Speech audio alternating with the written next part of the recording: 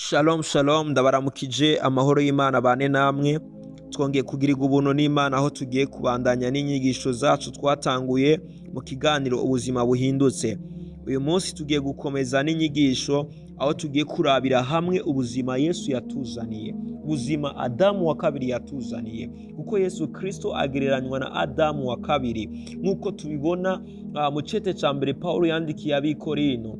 Kandi uko niko handitswe ngo umuntu wa mbere Adamu yabaye ufise ubugingo, Adamu hanyuma yabaye imwemu itanga ubugingo. Twarabonye ubuzima Adamu wa mbere yatuzaniye. Kubw'icyaha ca Adamu cyo kutumvira vyatumye abantu bose bacika abanyavyaha, kandi nk'uko kutumvira Imana k'umuntu umwe kwatumye benshi bacika abanyavyaha, niko kumvira kumwe kuzotuma benshi bacika abagororotsi. Ubuzima Adamu yatuzaniye bwatumye ducika icyaha cyo gutumvira Imana, byatumye ducika abanyavyaha twese, byatumye ugucigwa urubanza kubaho, kuko igicumuro c'umwe catumye urupfu rushirwa ku ngoma. Urupfu rwashizwe ku ngoma n'icyaha ca Adamu, uko Imana yari yarabujije Adamu ko arengako. Adamu aze kugikora, hari ingaruka z'icaha Adamu yakoze, ariko Kristo Yesu yaje kugira ngo aduhereze ubuzima, yaje kugira ngo adukize, uko biciye muri we abantu baronka ubuzima, biciye muri we abantu baronka ugucungurwa, biciye muri we abantu baronka ugutabarwa. Naho bimeze uko, naho Adamu icyaha amaze kugikora vyatumye ingaruka nyinshi ziza kugaragara, vyatumye vy'ukuri kugira ngo umuntu agire icyo aronka arinda kubirakuya, vyatumye vy'ukuri ingaruka nyinshi. Iyi si iba umuvumo, iyi si ibamwo umuvumo. Kubera iki? Kubw'ikino ca Adamu akoze.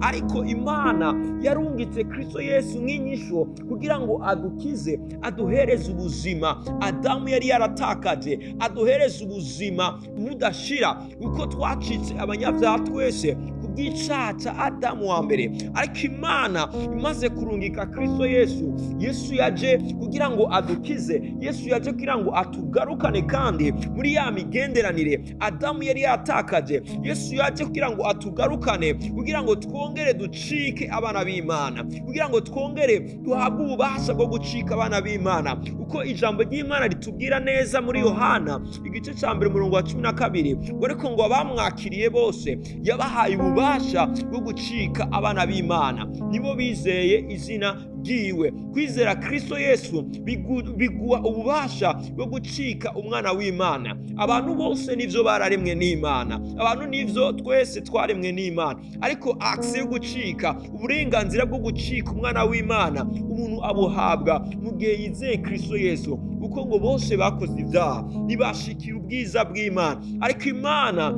yarungitse Kristo nk'inyisho kugira ngo turonke ubuzima, kugira ngo turonke ugucungurwa kugaragarira muri Kristo Yesu, uko ugucungurwa n'ahandi kugaragarira ni muri Yesu honyene gusa. Kiri vyaha gucungurwa n'ahandi ni muri Kristo Yesu gusa. Nico gituma umuntu wese yemeye guhereza Yesu ubuzima bwiwe, ubuzima bwiwe burahinduka. Muri we niho duherwa ugucungurwa n'amaraso yiwe, niko guharigwa ivyaha vyacu. Duharigwa ivyaha mu gihe twizeye uwo mwami Yesu, tugakizwa nawe. Nta kindi Yesu akeneye ku buzima bwacu, akeneye kugira ngo atugirire neza. Nico camuzanye, kuko ijambo rya nyuma Yesu yavugiye ku musaraba, yavuze ano majambo ngo birarangiye. Igikorwa Kristo yararangije, nta kindi, yararangije igikorwa cyo kuducungura, yararangije igikorwa cyo gucungura umwana w'umuntu. Ico nico camuzanye Yesu kugira ngo adukize. Yesu ntiyazanywe n'ingorane z'umuntu, Yesu ntiyazanywe n'ingorane ziri mu isi. Yesu ntiyaje kugira ngo ahereze abantu amazina ya rurangiranwa, Yesu ntiyaje kugira ngo ahereze abantu ivyo bakeneye, ariko Yesu ico yaje kugira ngo aduhereze ubuzima, kuko ivyo n'ab'isi barabifise. Isi ikiriho ibiba n'imbura n'imbeho n'ubushuhe n'ici n'agatasi n'umurango n'ijoro ntibizovaho, ari ibihe bitazovaho isi ikiriho, kuko Adamu icyaha yakoze cyatumye vy'ukuri ino si igira umuvumo. byatumye by'ukuri ubuzima buhinduka. Nico gituma mu nganji ya Kristo n'abera Imana izogaragaza uko yari yifuza yuko isi imera. Uko isi imeze uyu munsi si uko Imana yari yarabitegekanije, ariko ku bw'icacu uyu muntu Adamu akoze, uko ica Adamu yakoze cyatumye by'ukuri imibereho ihinduka, byatumye by'ukuri imibereho y'umuntu ihinduka. Umuntu atangura kuba ubuzima bwo kuruha, ubuzima bw'imibabaro. Kubera iki? Kubwa kino cyaha akoze.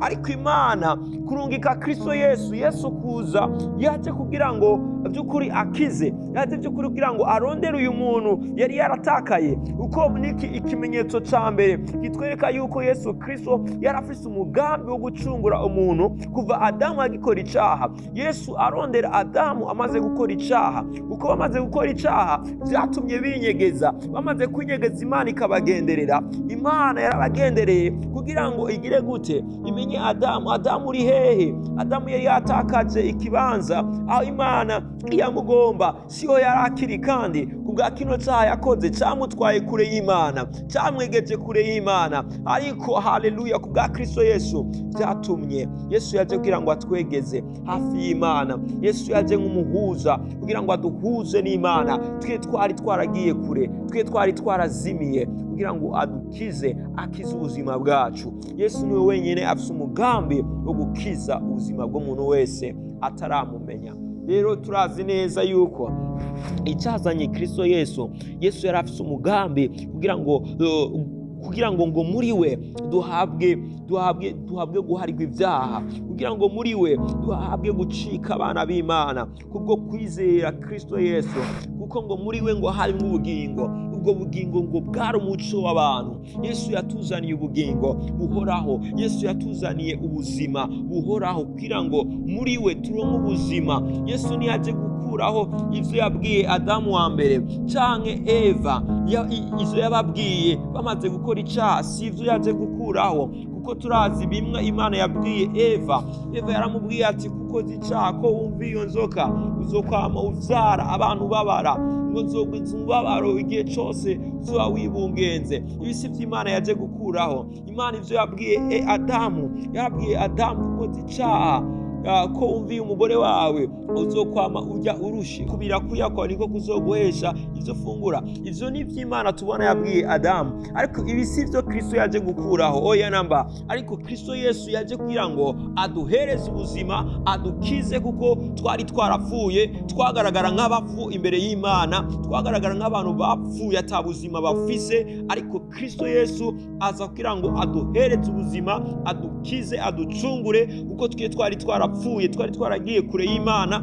Ariko ubuzima Yesu yatuzaniye, yazanye ubuzima kugira ngo adukize, aducungure, kuko ngo muri we harimo ubuzima, kuko ngo muri we Yesu Kristo ni mwemu itanga ubugingo, itanga ubuzima. Yesu wenyine niwe atanga ubwo buzima buhoraho, ubuzima buhoraho ibihe byose buri muri Kristo Yesu. Nico gituma ijambo ry'Imana ritubwira muri Yohana 3:16 uko urukundo Imana yakunze abari mu isi ariko rwatumye itanga umwana wayo w'ikinege, umwizera wese ntazapfira ububi, ariko azahabwa ubugingo budashira. Uko ubugingo budashira bubonerwa muri Kristo Yesu gusa. Nico gituma bose bakoze ibyaha batashikira ubwiza bw'Imana, ariko batsindanishirizwa n'ubuntu bwayo ibahereye ubusa. Yesu Kristo aduhereza gucungurwa n'amaraso yiwe. Amaraso yasheshe niyo aduhesha gucika abana b'Imana. Iyo twizeye amaraso yasesetse, uko mu isezerano rya kera kugira ngo umuntu aharigwe ibyaha yatanga ikimazi cy'ibyaha kugira ngo uwo muntu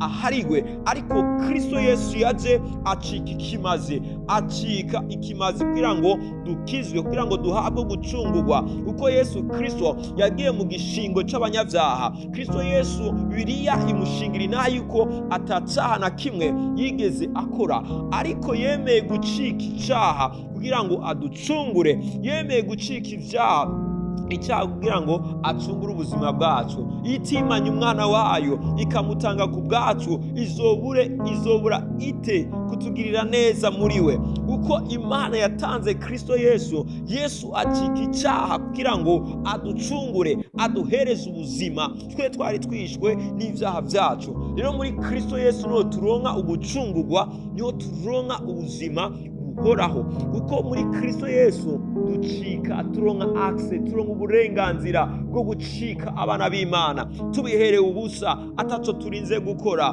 kuko ngo abamwakiriye bose yabahaye ububasha bwo gucika abana b'Imana. Nibo bizeye izina ryiwe, nibo batavyawe n'amaraso cyangwa ukwifuza k'umubiri cyangwa ukwifuza k'umugabo cyangwa ukwifuza k'umuntu, ariko kwifuza kw'amara, ariko bavyawe n'Imana. Tuvyagwa n'Imana mu gihe twemeye tukamwizera, igihe twemeye tukamwereza Kristo ubuzima bwacu. Utarizera Yesu aramaze gutsindwa n'urubanza.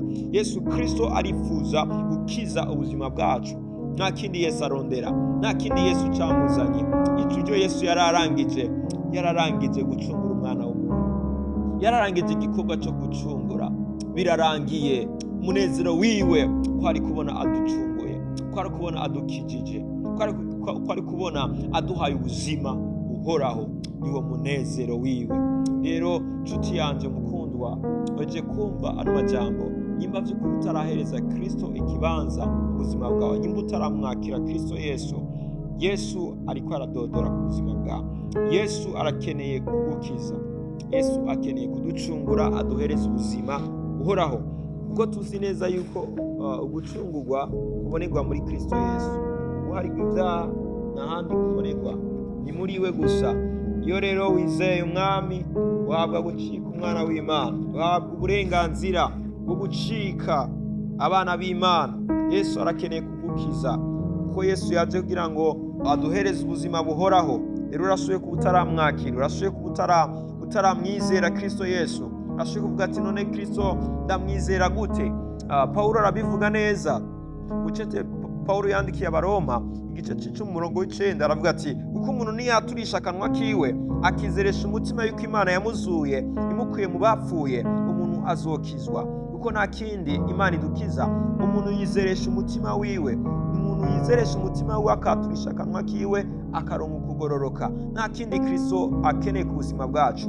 Arifuza ko umwizera, arifuza ko umwakira kugira ngo akize ubuzima bwawe. Nshuti mukundwa ariko uranyumviriza, cyari ikiganiro ubuzima buhindutse. Nimba wifuza guhereza Yesu Kristo ubuzima bwawe, urashoboye kutwandikira ubutumwa bugufi kuri zino nimero, cyangwa ukatwandikira kuri WhatsApp kuri zino nimero nyene 62 62 91 20 65.